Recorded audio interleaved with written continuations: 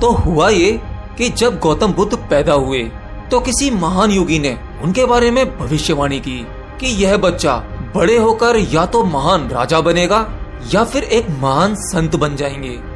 जब योगी ने बुद्ध के बारे में ये भविष्यवाणी की तो बुद्ध के पिता थोड़ा चिंतित हो गए। वो कभी नहीं चाहते थे कि उनका पुत्र महान संत बने, और कोई भी पिता नहीं चाहेगा। हर पिता चाहता है कि उसका पुत्र उसके साम्राज्य को आगे बढ़ाए। हाँ, हर पिता चाहता है कि उसका वंश चलता जाए। और आज के समय में भी कोई माता पिता नहीं चाहते कि उनका बच्चा सन्यासी हो जाए, ब्रह्मचारी हो जाए। तो ऐसा ही बुद्ध के पिता ने सोचा और वो चिंतित थे। वो अपने पुत्र को एक महान राजा बनाना चाहते थे। योगी की भविष्यवाणी सुनकर उन्होंने एक फैसला किया कि वो अपने पुत्र को किसी भी दुख से दूर रखेंगे, क्योंकि दुख और समाज की पीड़ा से ऊब कर ही इंसान सन्यासी बनने की सोचता है। अगर कोई दुखों से दूर होगा और सदा सुख भोगता रहेगा तो उसे संत बनने की कोई जरूरत नहीं है।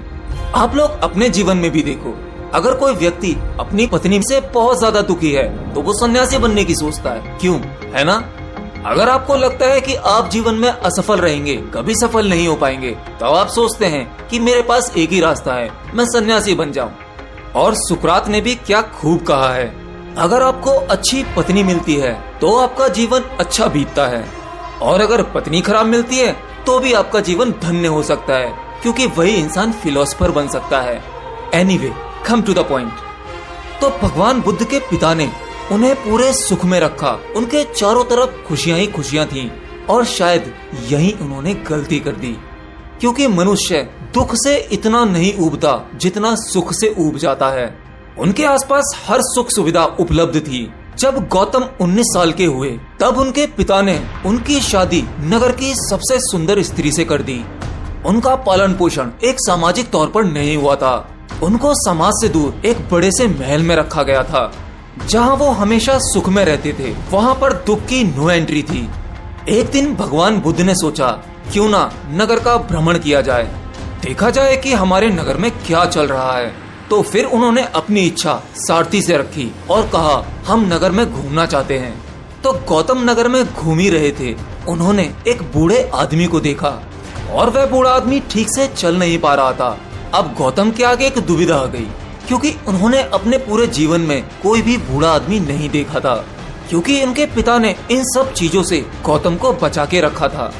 तभी गौतम बुद्ध ने पूछा, अरे सारथी, उस इंसान को क्या हुआ? सारथी ने बड़े ही नॉर्मल तरीके से कहा, अरे वह आदमी तो बूढ़ा आदमी है, उसमें क्या बड़ी बात है। बुद्ध ने पूछा, अरे ये कैसे होता है, बूढ़ा आदमी मतलब क्या? फिर सारथी बोला कि हर कोई एक दिन बूढ़ा होता है, ये तो प्रकृति का नियम है। फिर बुद्ध ने खुद को देखा और गौतम बड़े ही जवान और सुंदर थे। बोले, क्या मैं भी ऐसा हो जाऊंगा? सारथी ने कहा, हाँ, हर कोई बूढ़ा होता है। अब गौतम के लिए ये अलग ही तरह का एहसास था कि मैं भी एक दिन ऐसा हो जाऊंगा, मुझे भी ऐसे ही चलना पड़ेगा। फिर वे आगे बढ़े और उन्होंने एक और आदमी को देखा जो सड़क के किनारे लेटा हुआ था, और वो बहुत ही बीमार था। इतना वह उठ भी नहीं पा रहा था, काफी तकलीफ से चिल्ला रहा था। फिर गौतम बोले, अरे रुको, इस व्यक्ति को क्या हुआ, ये इतना चिल्ला क्यों रहा है? सारथी ने कहा कि यह व्यक्ति तो बीमार है, ये किसी रोग की वजह से पीड़ा में है। बुद्ध बोले, इसका क्या मतलब है? फिर सारथी ने कहा कि यह शरीर कभी कभी बीमार हो जाता है, ये भी लगभग सभी के साथ होता है। तो गौतम बोले, क्या ये मुझे हो सकता है, क्योंकि मैं तो एक राजकुमार हूँ? सारथी ने कहा, हाँ, ये कभी भी किसी को भी हो सकता है। और गौतम फिर से अपनी तुलना उस व्यक्ति से करने लगे, अरे ऐसा मुझे भी हो सकता है। गौतम इन दोनों ही घटना को देखकर काफी परेशान हो चुके थे और वो आगे बढ़े। फिर आखिर में उन्होंने एक शव यात्रा देखी। कुछ लोग एक आदमी का शव लेकर जा रहे थे। अब बुद्ध ने बोला, इस आदमी को क्या हुआ जो लेटा हुआ है, जिसे 4 आदमी अपने कंधे पर उठाकर ले जा रहे हैं? सारथी ने कहा कि यह व्यक्ति तो मर गया है। फिर गौतम बोले, ये मरना क्या होता है, इसका क्या मतलब होता है? सारथी ने कहा कि ये सबको होता है, इससे कोई नहीं बच सकता, एक दिन सबको मरना ही पड़ता है। फिर गौतम बोले कि मैं क्या कर रहा हूँ, खाना, सुख भोगना, सारी बेकार की चीजें। अब गौतम के अंदर एक प्रकार की उथल पुथल मच चुकी थी। एक राजकुमार होना, इतना बड़ा महल होना, हर तरह का सुख भोगना, ये सब कुछ ही सेकंड्स में उनके अंदर बिखर गया सब मट्टी हो गया और वो सोचने लगे इन सब का क्या मतलब है। ये शरीर है, एक दिन बूढ़ा हो जाएगा, ये बीमार पड़ सकता है और ये पक्का एक दिन मर जाएगा। गौतम बुद्ध के एक बच्चा हो चुका था जिसका नाम राहुल था। उन्होंने अपनी प्यारी पत्नी और सुंदर बच्चे की तरफ देखा। वो एकदम से उन दोनों को छोड़ नहीं पाए। वो अपने भीतर ही भीतर संघर्ष करते रहे। संघर्ष करते करते तकरीबन 1.25 साल गुजर चुका था। अब सिद्धार्थ का पुत्र तकरीबन 1.5 साल का हो चुका था, लेकिन अब गौतम अपने आप को नहीं रोक पाए और फिर आधी रात को एक चोर की तरह बिना किसी को सूचना दिए वो महल से बाहर निकले और उन्होंने सब कुछ त्याग दिया। अब वो खोज में निकल चुके थे कि आखिर जीवन का सत्य क्या है। वो एक मठ से दूसरे मठ घूमते रहे। जिसने जिस गुरु के बारे में बताया गौतम सिद्धार्थ वहीं गए।